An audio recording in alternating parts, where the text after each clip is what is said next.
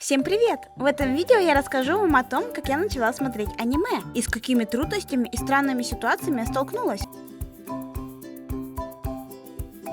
Об аниме я могу говорить очень долго, что это может потянуть на целый цикл историй из жизни. Но в этой анимации я решила рассказать вам не просто, с чего я начала смотреть аниме, а через какие условные этапы я прошла при знакомстве с японской мультипликацией. Поэтому я представляю вам 8 стадий принятия аниме. Этап 1. Страх. Запирали ли вас в комнате наедине с телевизором и включенным мультиком? Чтобы вы не мешали взрослым. Так я посмотрела свое первое аниме в 5-летнем возрасте, и это был «Призрак в доспехах». Меня тогда это очень сильно поразило. До такой степени, что я до сих пор не могу заставить себя пересмотреть это аниме. А вот кадры с Люком я помню до сих пор. Было еще немало аниме, которые меня сильно пугали в детстве. «Корабль-призрак», «Принцесса Мононоке», «Акира». Хорошо, что обошлось без Девилмена, хотя, зная людей, которым с этим повезло меньше. Этап 2. Отрицание. Я любила смотреть Sailor Moon, но тогда мне казалось это очень постыдным занятием. Я всегда смотрела Sailor Воинов, стоя у телевизора. Палец был на кнопке выключения, а носок ноги был всегда готов к побегу. Причем ту же Стрипереллу по СТС я смотрела спокойно, без стеснения и какого-либо напряжения. Помню, в одном летнем лагере был мальчик, который всех звал смотреть Sailor Moon. Он говорил: «Да, я смотрю Sailor Moon, и мне не стыдно. Давайте все вместе посмотрим этот мультик». И мы смотрели, сидели и смотрели. Девочки, мальчики, вожатые, все. Это было сродни откровению, что не надо стесняться своих предпочтений и делать то, что нравится.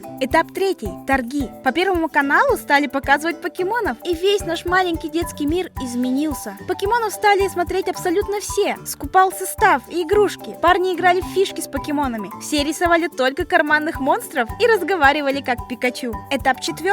Открытие. Дальнейшее знакомство с японской мультипликацией продолжилось на просторах телеканала MTV. Такое разнообразие красок, сюжетов и необычного юмора я еще не видела. Помню, мы тогда с сестрой записывали опенинги из аниме на диктофон. Качество было отвратное, но мы тогда были самыми счастливыми девочками на свете. Этап 5. Депрессия, Евангелион.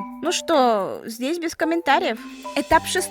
Фанатизм. Тогда казалось, что мы не сможем пересмотреть все годное аниме за всю свою жизнь. Наивные. Годнота выходила за годнотой. Не успевали досмотреть классику, как выходила новая классика. Все стены были завешаны плакатами. Мы рыскали по книжным магазинам в поисках манги. Аниме-магазины тогда не существовали в природе, а любой аниме-став, добытый с большой земли, мы хранили как самое бесценное сокровище. Этап 7.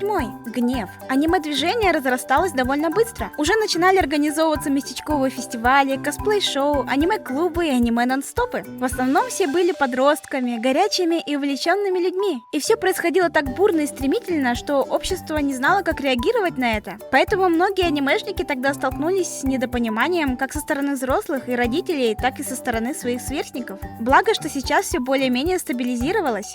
Да ведь? Этап 8. Принятие. Увлечение аниме — это не просто период, мам. И не просто жанр, это особый специфический способ подать информацию через анимацию. Да, анимация упрощенная и больше делается акцент на эмоции, чтобы более ярко показать те или иные сцены. Просто японцы нашли свой собственный подход к повествованию истории, больше делая упор на сюжет и эмоциональность. И это был их осознанный выбор, который потребители встретили на ура. Поэтому я считаю, что любое творчество имеет право на жизнь, пока есть хотя бы один зритель, даже если это и сам создатель. Смотрите то, что вам хочется, творите, создавайте и никогда не стесняйте себя и не осуждайте других за их осознанный выбор. Жизнь нам дана одна, и только нам решать, что с ней делать. Спасибо за просмотр и до скорых встреч! Я смотрю аниме.